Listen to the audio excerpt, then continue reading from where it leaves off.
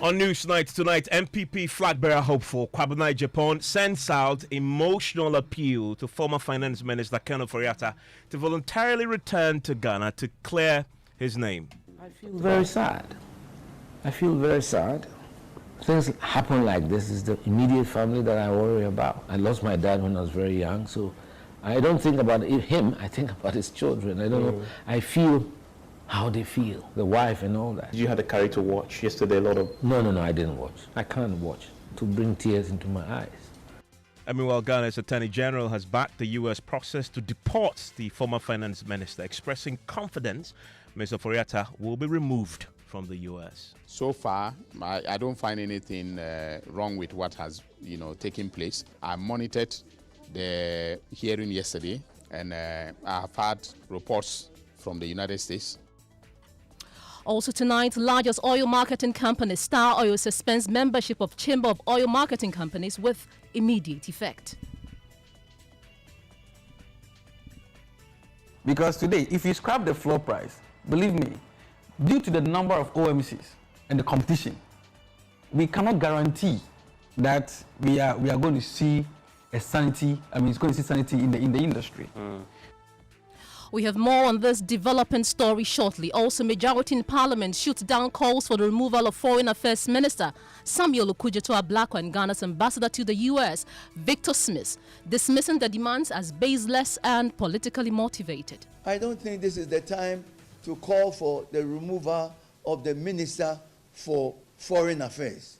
It's unfortunate. Next time, if you want to do a press conference, don't use such words on a colleague, particularly is your senior and all of that. We'll bring you the minorities' response on the matter in business. We'll be bringing you some industry reactions to Star Oil's suspension from the Chamber of Oil Marketing Companies. And later in sports, Joy FM sets stage for Big Workout 2026 at the University of Ghana Stadium. You can join us with your comments via WhatsApp line 055-111197. This is Newsnight. I am Pelo Furi.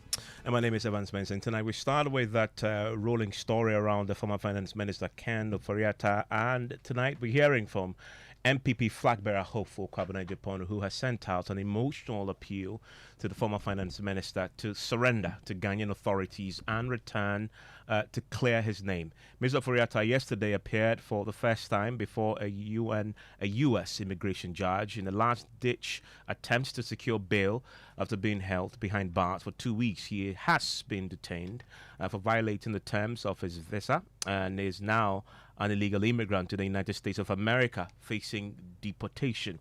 He is also wanted in Ghana on several counts of corruption and corruption-related offences for which the Ghanaian government has filed formal extradition papers with the U.S. Now, speaking in a yet-to-be-heard interview on PM Express, Kwabena Agyepong appealed to Mr. Ofori-Atta to surrender.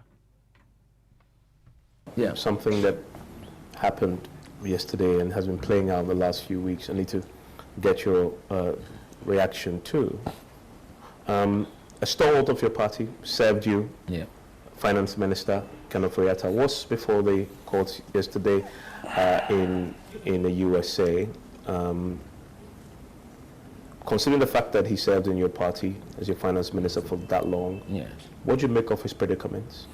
How does it reflect on the values that you I feel very sad. I feel very sad. And it's difficult to sometimes understand what is happening, because, a finance minister is a very major position, and it doesn't tell on us all well when the whole world is being told that our finance minister is not prepared to come home. I don't know the details. But like I said, I find it very sad. That's why I want to encourage all politicians that power is transient. Let's go and act in the best interest of our people. And so therefore, when, time is up for you to account for your stewardship, there won't be issues such as this, because things happen like this. It's the immediate family that I worry about, Like I said, I lost my dad when I was very young, so I don't think about him, I think about his children. I don't know. I feel how they feel. The wife and all that. That is what I feel for. Did you have the courage to watch yesterday a lot of... No, I didn't watch. I don't do that. I don't do that. I can't watch. To bring tears into my eyes. Okay. He was not exactly my friend per se, but I mean, at the end of the day, I'm the last person to kick people when they're on the ground. And as I told you much earlier, I gyrate towards people who are under pressure. And that's why I came out openly against the special prosecutor when he issued the first police, whatever it was. The Interpol red notice. Because I felt that that was completely irresponsible. Because if you haven't charged the person, you haven't sent the person to court, and people have been tried in absentia. So what is this obsession? You know, is it that you want to physically bring him, humiliate him and all? How do we benefit?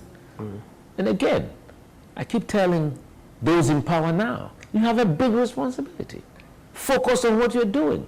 Deliver it for the Ghanaian people. I'm not saying that when people have misconducted themselves, you can't, but you can't chase everybody. You look too far behind, you lose your future. You may punish one or two senior people to send a strong signal to even your own government that we don't want anybody tinkering with the public treasury. You know, but this obsession with let's punish. Would you advise him to voluntarily return? If I had it here, you would have told him to. Yes. I mean, what he's been through has already been hurtful for me as a person. So he should simply come back. Yeah. Return. Whatever happens, happens. You know, whatever happens, happens. Because I don't see him as a person. I see him as a father who has children who are hurting because of this international embarrassment. And once I place myself that way, then I feel it. That's me. And you want to catch that across our social media platforms and watch the emotions swell through him as he talked about Ken Ofori-Atta's current plight and how that compares with his own situation when he lost his father. Meanwhile, the Attorney General, Dominic Ayine, has backed the U.S. process to deport Ken Ofori-Atta, and he's expressing confidence he will be removed from the U.S. The American authorities are handling the process and they are handling it in accordance with American law. So far, I don't find anything wrong with what has taken place. As you rightly pointed out, I monitored the hearing yesterday, and I have had reports from the United States regarding what has happened and what may happen, but these are confidential discussions, and I'm not supposed to talk to the media about what they have briefed me on. Yesterday, the trial judge said something. He said there's no proof of any extradition request and that it should be filed by the federal government before February 19. What is your own thoughts on that? No, the Justice Department is working on the extradition request. Now, you have to understand that what is happening now is in relation to immigration violation, immigration law violations. All right, that is separate and distinct from the extradition request. And so, if it was put in before the the immigration judge that there's an extradition request, he wants a formal, filing before him. So the Justice Department would have to do that before a decision is taken. When will that happen, based on your contacts? No, I don't control what happens with the Justice Department in the U.S. So, but are you hopeful that this will go through for Ken to come back to Ghana? I am very hopeful, extremely hopeful. Well, a while ago, tensions flared between a member of Ken Ofori-Atta's legal team and convener of pressure group Arise Ghana, Bernard Mona, with Frank Davies accusing the group of making disparaging comment about his client.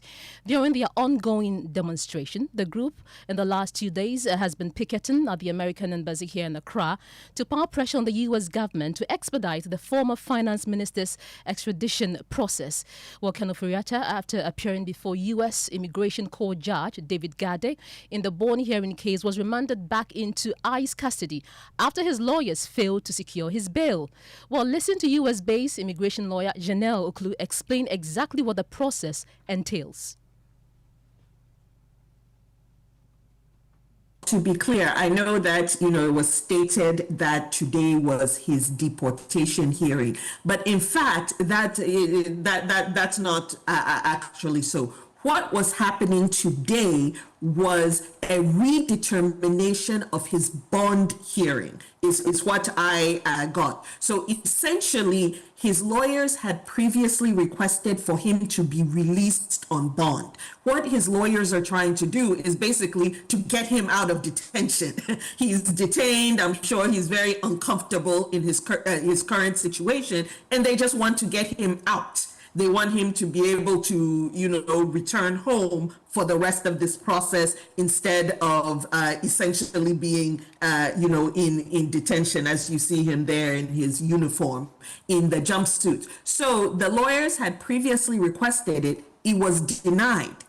And so today was a redetermination. So his lawyers are requesting once again for the judge to allow him to be released on bond. So that was what today's hearing was. The other thing is the next step would have been, if we could have been, able to hear, but unfortunately, it's in camera, we couldn't see any further. The next step would have been the master calendar hearing. The master calendar hearing is the hearing where basically the charges against him are brought. And I'm talking about immigration charges. The immigration charges against him are brought. We are not getting into criminal issue or the extradition.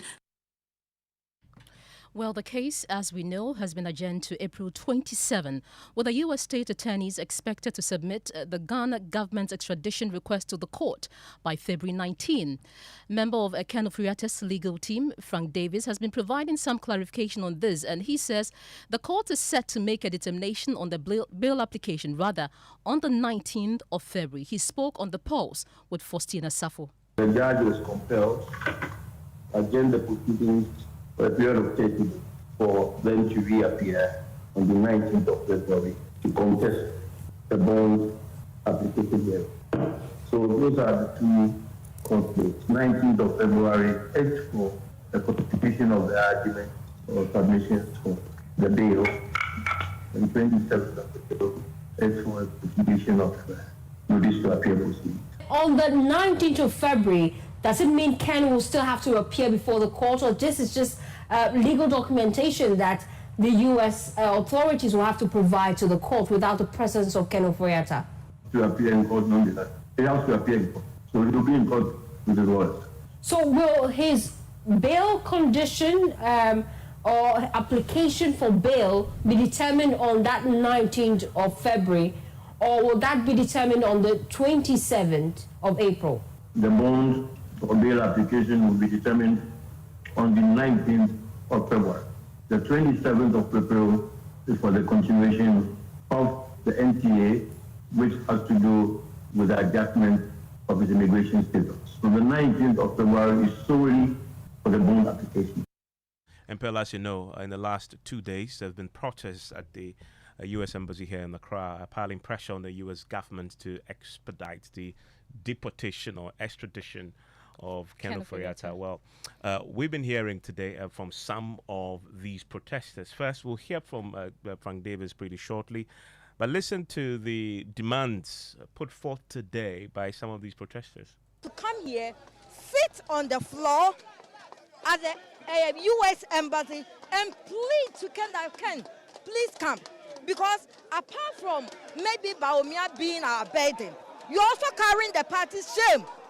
Right. So come and release us from this shame, because we are going on primaries and all Ghanaians are saying you've taken our money. The money that Ken has stolen or taken, he has deprived so many Ghanaians and the youth from jobs, medicals, roads, everything.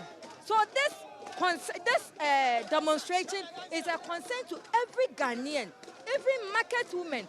Apart from Ken collapsing bank, He tortured people individual, but you understand. You know the state of our roads in this country, very deplorable. We believe that there are answers that we need to know how the monies were used and where the monies that we anticipate has been stolen are. It's as simple as that. And the people that you see on the road, they are the owners of this country. Remember, our constitution says that the sovereignty of this country resides in the people. And when we say the people, these are the people. And they are the people calling for accountability. And let me tell you that in the days coming, the numbers will be larger than this. They must not take this exercise to be one of those things.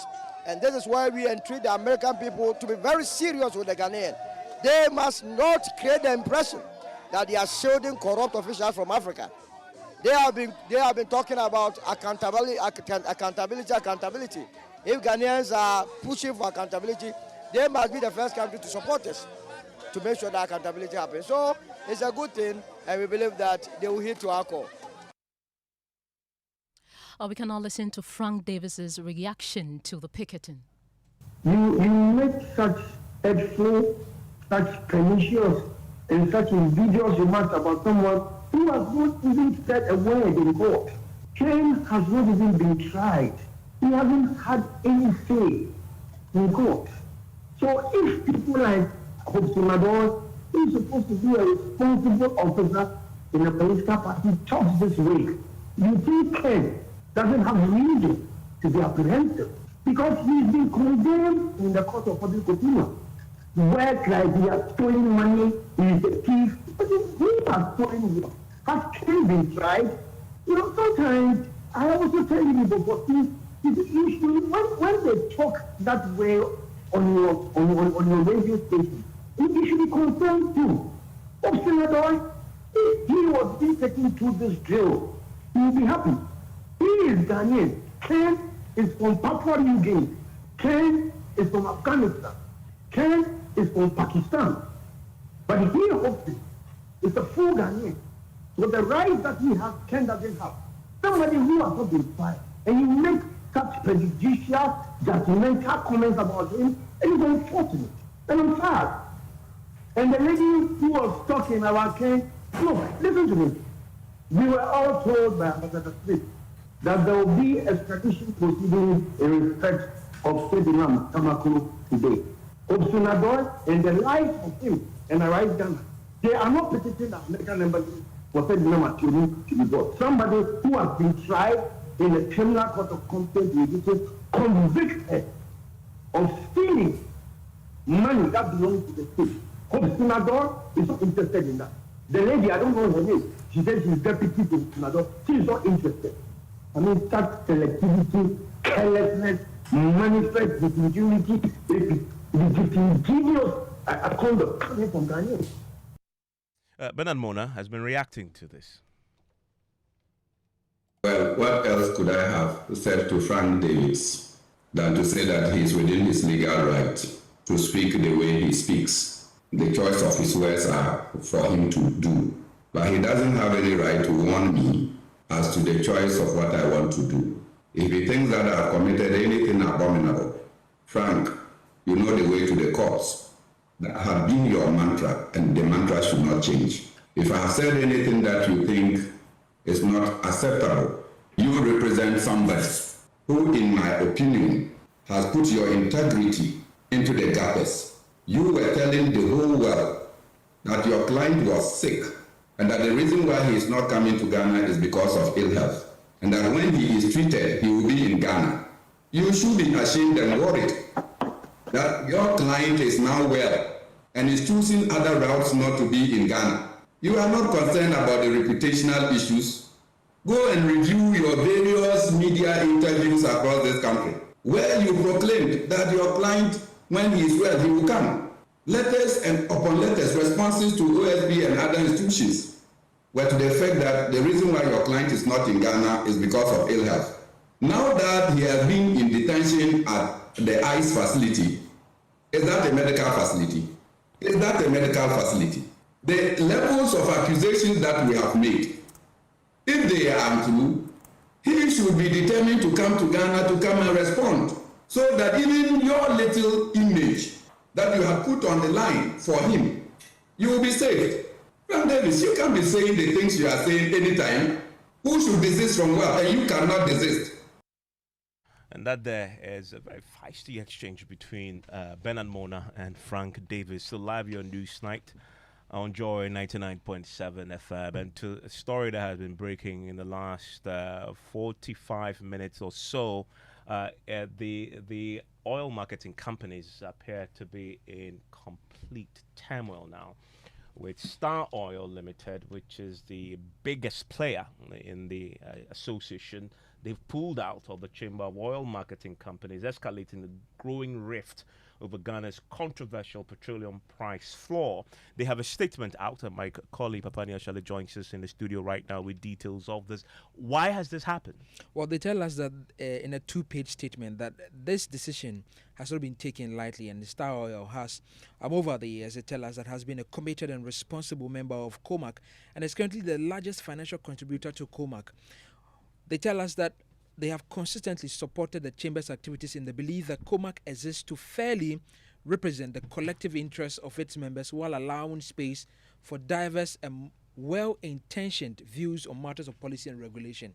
However, recent development have compelled them, Star Oil, to reassess the value of their continued membership. In particular, Star Oil is deeply concerned that despite their significant contribution to the Chamber, their perspectives, especially on critical industry issues, are neither adequately acknowledged nor fairly communicated. And a clear recent example relates to public discussions by the Chief Executive Officer of COMAC across several media platforms concerning the petroleum price floor, and says that they style have proposed that the price floor be scrapped. Unfortunately, in these public engagements, the rationale behind the Star Oil's position has not been clearly articulated or explained by the Chamber in such discussions. Rather, the omission has created a public perception that Star Oil's advocacy is driven by anti-competitive motives, or worse still, an intention to engage in illicit practices. And they, Star Oil, find this implication deeply troubling and unfair. And while Star Oil recognizes and respects the fact that the majority of COMAC members support the retention of the price floor, they cannot understand why the Chamber is unable or unwilling to reasonably acknowledge and communicate the basis of their position, even where it differs from the majority view. And for the avoidance of doubt, Star Oil says consistently maintain that the price floor impedes the dynamic and timely transmission of real-time international product prices and foreign exchange movement into pricing of its OMC level.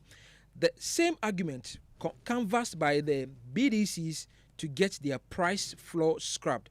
This, in their view, as Star Oil, distorts market signals, weakens competition, and ultimately disadvantages consumers.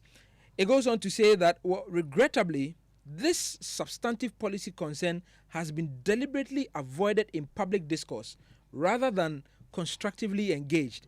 In light of the above, Star Oil believes that its continued membership of COMAC under the current circumstance rather exposes the company to reputational risk without offering a fair platform for its views to be represented by the Chamber. And it goes on to say what exactly they are doing, that they are therefore considering it is prudent to suspend their membership until such a time that the Chamber demonstrates a clear commitment to balanced representation and fair communication of divergent member positions. Evans. Interesting happenings indeed. And you remember that, Papa, this has been a debate that the CEO of Star Oil has been putting out there through social media. He was asking for removal of the price floor. We know that COMAC has scheduled a meeting to discuss this quite thoroughly.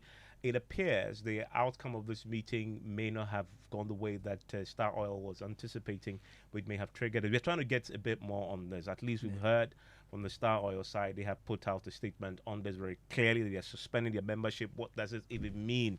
Its implications for it. There's also the MPA question, because the price floor is a subject of regulatory supervision, and so they still cannot charge anything below the price floor. But yesterday, very clearly, on PM Express, we have the COMAC CEO who actually told us that the price floor is something that the association, had presented to the MPA to enforce. Pell. Well, but Star Oil says that the public commentary is hurting its business, has therefore pulled out of the association. As we heard from Papani, they have pulled out from COMAC. Papani just gave us, a chat on the reasons for Star Oil pulling out of COMAC. Now we are joined on the.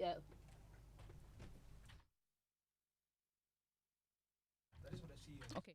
So earlier we spoke to the CEO of COMAC, Dr. Rivers Nopon. He spoke to Evans Mens on PM Express yesterday, and they were against the removal of the floor price. He explains why. The whole issue was the undercutting of price, right? Where I mean, visibly we had certain OMCs who were selling below certain prices that were uncalled for, which we knew in the industry was never, I mean, close to any break-even point.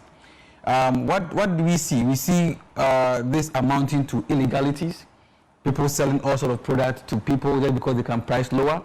We saw people evading taxes. You and I were here when Jerry made a press statement that they've impounded some vehicles who had white fuels, petrol and diesel, that were smuggled from depots. That passed through, that did not pass through the ERDMs. That means that they are evading taxes. So if somebody is selling these products close to you and you are a competitor, he will price under you. So the floor price was set to prevent all this. Because today, if you scrap the floor price, believe me, due to the number of OMCs and the competition, we cannot guarantee that we are going to see a sanity. I mean, it's going to see sanity in the industry. Remember, the floor price today does not include so many variables for which it still seems unrealistic on paper. Now we are joined on the phone lines by the Executive Secretary of COPEC, Duncan Amwa. Good evening. Thank you for your time here on Newsnight. First of all, your reaction to Star Oil's decision to pull out of COMAC. We've been unfair. I think we shouldn't even have gotten here in the first place. On your network, some 2 years ago in 2024, when the issue of price floor came up, COPEC, together with ASEP and other CSOs, were clear in our minds that there was no problem home. We were going to invite a problem home. There was no problem because the market was churning out its own prices as efficiently as it could. Suddenly we say some people bring illegal products and they are able to price lower, so they disrupt the market. We ask, is there no way you can check illegal products from coming into the market than setting a trade barrier? And I say this with hindsight in mind. Between 2015 July 1st, when we started the deregulation program, and May 2024, when we went into this price floor policy introduction, the system had worked. Some of the minor OMCs as STAR had gone on the side of consumers to deliver efficient prices to all of us, for which today they stand at number one. If you would now come with policy to say that you cannot go below a certain threshold, when you are not the one buying the product for the OMC, it's problematic. To the extent that, well, I may have bought my product 3 months ago, I have not been able to sell. The person I bought from is waiting for his money. If I can afford to go down just a little to be able to attract, a little more patronage to pay off my cargo, you say that you have set a floor. I should not go below the floor. I should stay there. The person from whom I bought is waiting for his money. Yet you are assuming that anybody that sells lower is selling lower because the person has got illegal product. The solution to illegal product is not price floor. It's checking the market to be sure. You can even call the OMCs individually, right? This month we've seen you sold 20 million liters. Which BDC did you buy from, right? You can do a normal audit. You don't need a price floor to be able to check that problem. So, Paul, there was no problem till the NPA decided, look, we are interested in a floor, but we are not interested in a ceiling. At the time, Star and others were delivering 9, 10 Ghana cedis. Some of the other OMCs were delivering 11, 12. They were not interested in the 12. They are interested in those that have gone down. And those companies have paid their taxes. You are aware, JRA have done their assessments of them. You, the authority, you are quite aware of how transparent their operations have been. Yet, we're making it sound as though if you want to go down further, then the excuse is that you are buying bad product or you are dumping bad product onto the market. If you want to check those who dump bad product, go to Enclave, right? Where they do the tank farm, the tank yard, no farm business. You know where to find them. So, there's no problem. We are introducing a problem. The things that Star or you CEO said are things that we had said 2 years ago. We were not victimized. Unfortunately, it looked as though, he's the problem now. And I am not surprised of the decision, although I will use your network to beg of him to reconsider, because at the end of the day, together they are stronger. But some of the things that are being discussed now, I do think that the NPA had no business at all interfering in a deregulated market where government does not owe any debt. If you come to sell your product for 3 cedis and you make your own losses, it's your decision. You cannot even go back to the NPA or Bank of Ghana and say, I have made losses, so pay me, because it's a deregulated market. But to check that people don't bring bad products, the NPA has the mandate. They know what to do to check those things. And the solution for some of us is not the price barrier or the trade barrier or the price floor. It is not solving anything, and it won't solve anything.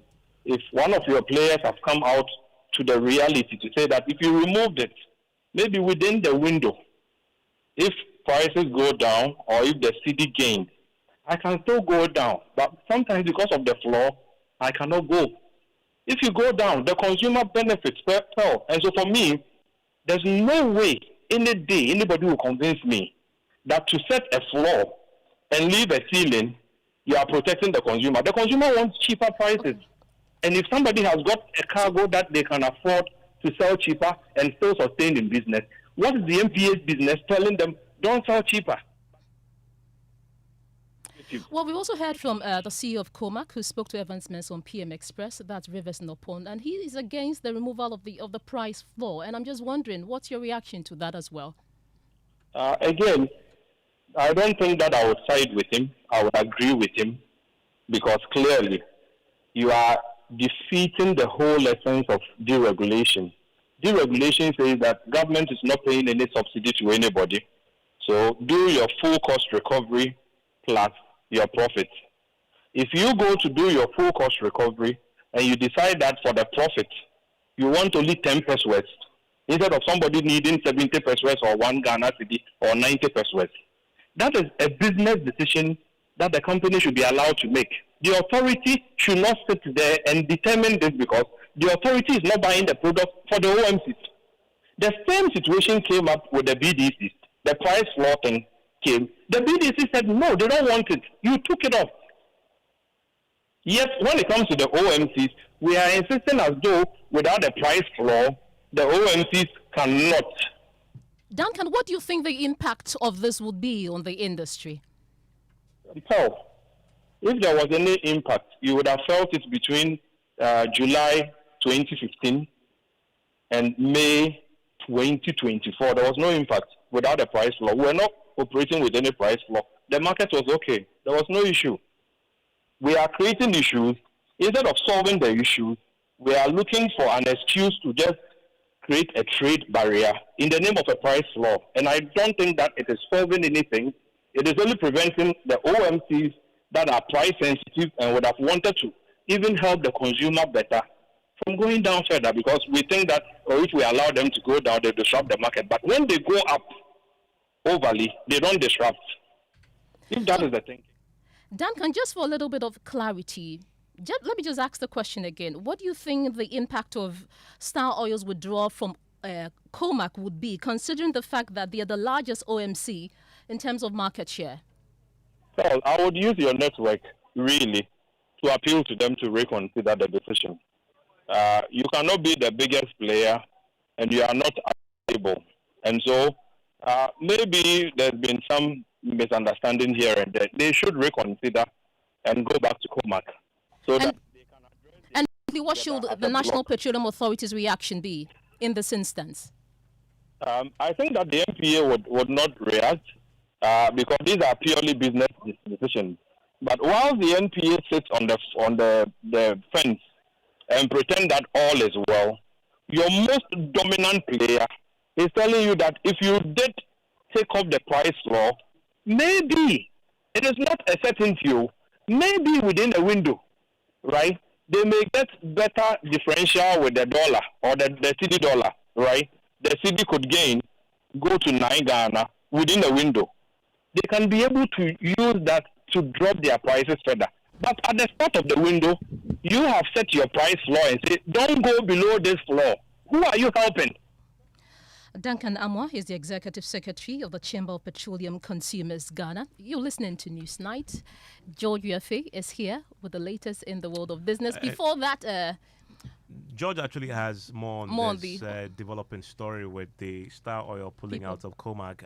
But there's an interesting bit to this, George, before you come in with your perspective. And George, already we're getting some additional reactions from some of the market players. But it's interesting to note, as Papa has been checking on COMAC's website, that and Pearl, you make the point about their market share. They are not just the largest player; they appear to be a very significant players within the COMAC structure itself. Yes. So Evans, we'll come to the board of governors, but twice in the statement of Star Oil, they mentioned that they are the largest financial contributor to COMAC. So that is also some blow to COMAC's finances. Yes, in their statement. If you look at their website, the board of governors, there are 2 chairmen, one as the board chairman and the other as the vice chairman, and Philip Tieku, who is the CEO for Star Oil Company Limited, is actually the vice chairman for the board of governors. The board of governors is supposed to be checking on the entire COMAC on itself. So it remains to be seen what will happen in the coming days, what will happen to this structure here on their board.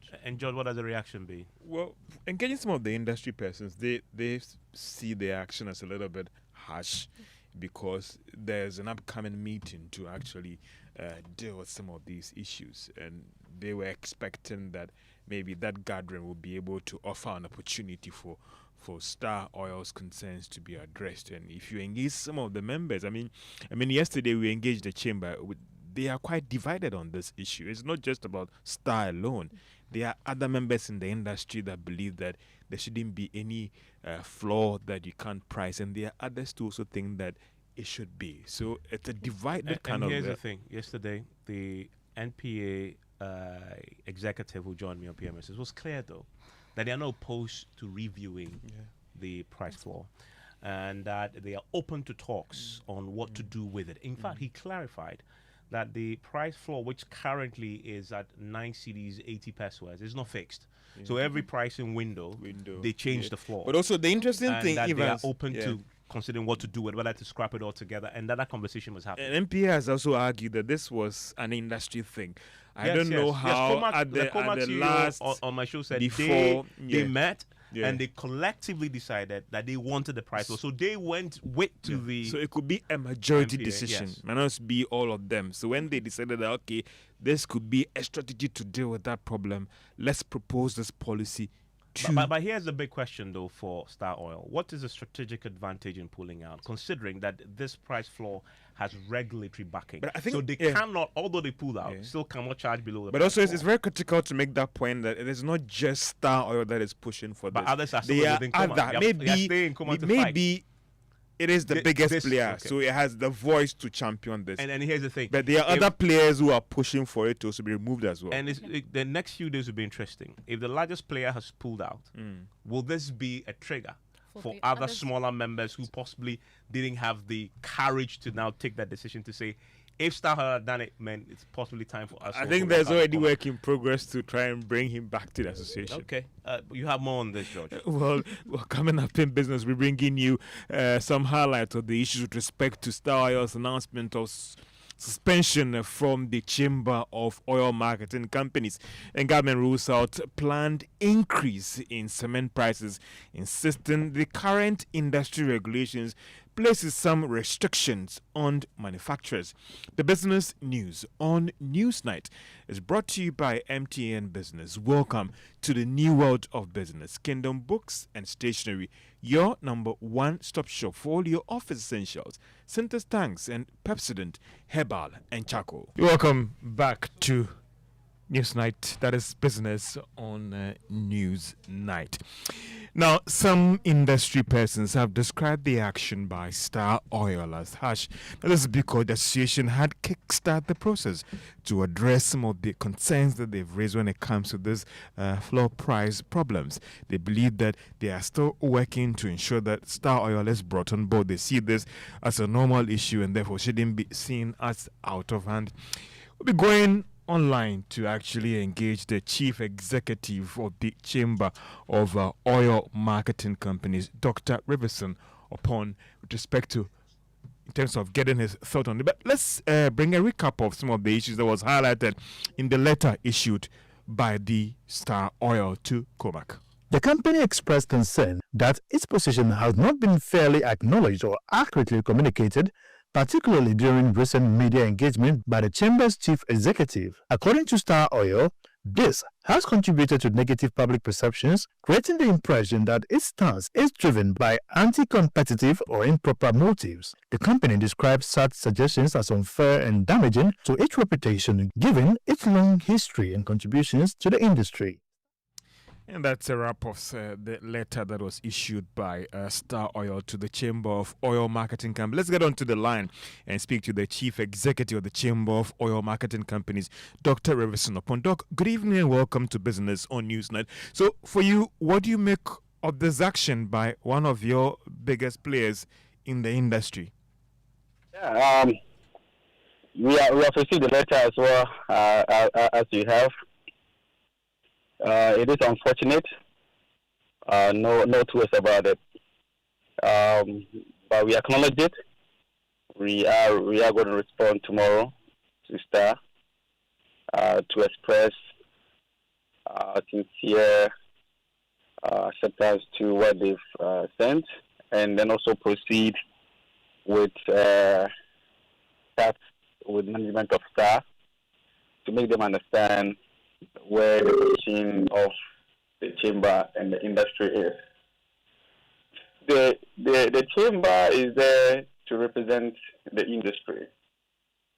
So even me myself, I cannot just take a stand with my individual view.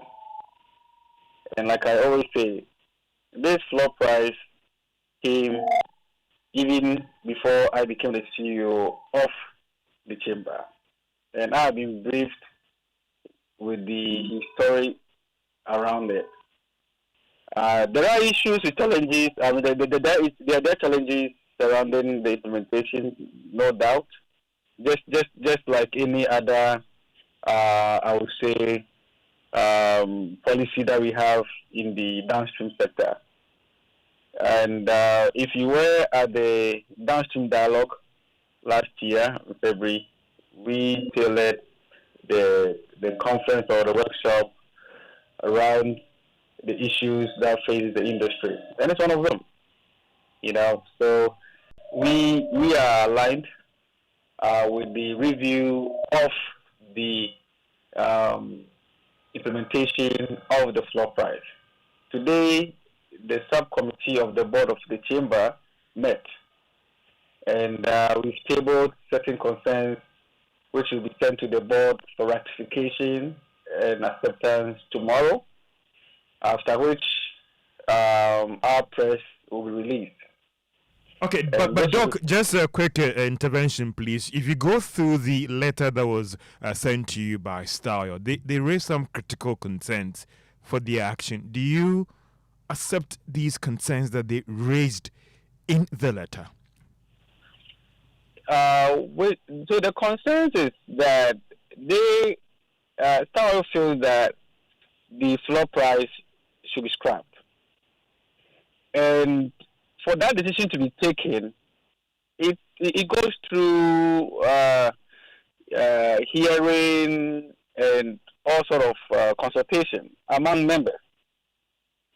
So we cannot say today that let's scrap it.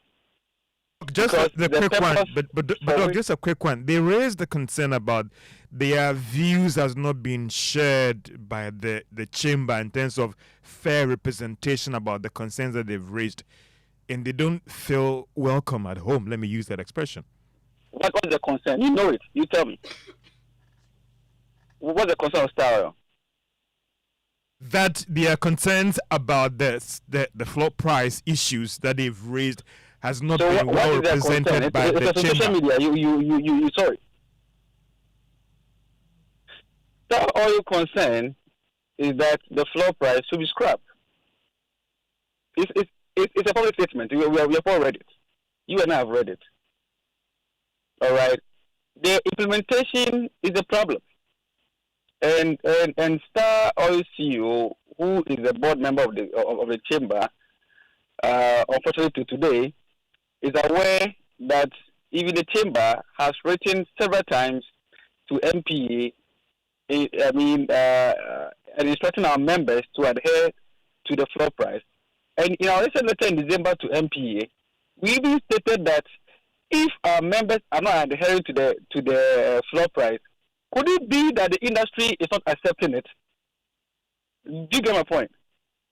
So that means that the review of the implementation is key.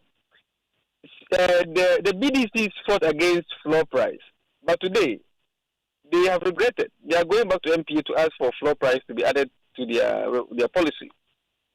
So dropping it or not dropping it cannot be a yes or no answer. We need a lot of interventions towards it. But Doc, because of it, if you have OMCs time on our who side. In 30 seconds, I just want to find out from you: Have you kickstart the process to bring him back to your fold? Oh, the letter came today, so we are responding tomorrow. All right, that was Dr. Okudzeto. He is the chief executive of the Chamber of Oil Marketing Companies, giving us some update on this issue. And that's all for business on Newsnight. Thank you very much, George Yafi, for the latest in the world of business. It's time for sports, and Benaya Dafia Mekbo has the latest. Now, the 2026 Joy FM Big Walkout will take place at the University of Ghana Stadium Car Park on Saturday, January 21. Bringing together corporate Ghana and the public for a high-energy morning of fitness and health. My colleague Muftau Nabila Abdullahi has the details. As an institution that places the wellness and fitness of our clients at the center of everything we do, the Big Workout is actually designed to have our clients, corporate organizations, and individuals join us on January 31 at the University of Ghana Stadium, where we are going to have some few minutes of walk, then we return to have aerobic session.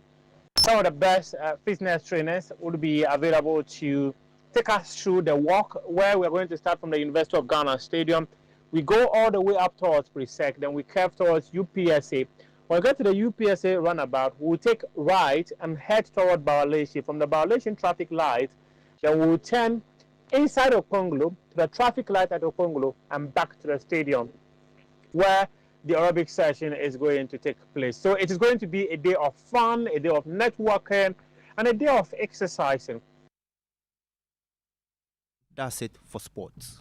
Well, Benaya, thank you so much. Let's bring you other stories tonight. And the majority in Parliament has shot down calls by the minority for the removal of Foreign Affairs Minister Samuel Okudzeto Ablakwa and Ghana's ambassador to the U.S., Victor Smith, dismissing the demands as baseless and politically motivated. Well, the majority insists the minister and the ambassador remain fit for office, despite concerns raised over recent U.S. visa restrictions affecting Ghana. And Evans, before we go, let's read one of the comments sent in by our listeners. This one from Nana Ekuyamwa Boatin in Ablakwa Central reads, I must applaud Star Oil for suspending its membership with the Chamber of Oil Marketing Companies. COMAC appears to be insensitive to consumers. If it were truly consumer focused, it would not set a price floor for its members. Star Oil is really there for the consumers. And that's it for Newsnight tonight. My name is Evan Spencer. My name is Pearl Ofori. And Akofa is up next with Strong and Sassy. What are you talking about? Yes, so because it's the beginning of the year, our first show coming back, we're just easing our way in and we're talking about taking care of you. So from the women's perspective, what are some of the things they do? Of you. Who is you? We the women. Think of yourselves. Exactly. Oh, I thought you were thinking of us. Okay. No, we'll talk about you guys some other time. Okay, next week. This is my popular request. Okay, no problem. Okay.